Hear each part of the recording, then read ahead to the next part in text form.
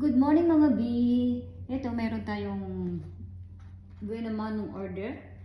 At ginawa ko na nga. Nilagyan ko siya, dito lang siya sa bag niya. Nilagyan ko na siya ng Oasis foam. At nilagay ko na tong regalo. At nilagyan ko rin ng steel grass, China grass.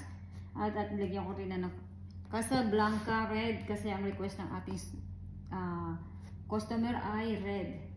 Panlalaki pala ito mga B. Ito, nilagyan ko na siya. At tatanggalin natin yung, kasi pag ito namunga na, magkakalat to. Kaya tatanggalin natin ito mga B. Nilagyan ko na siya ng Gerbera red mga B. Gerbera red, baby rose na red. Yun lang naman ang mga pinaglalagay natin. At ito ang kanyang gift box. Panlalaki siya mga B. At pipick upin ito ng ating customer. At dito pala ang harap. Patay kang bata ka. Mali pa ako. Hindi ko nakita. Basta gumawa na lang ako. Pero doon na yan, meron naman siyang tatak mga B.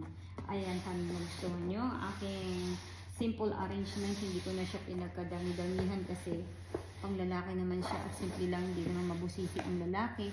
Ayan. Ayan. Good morning. Buena mano.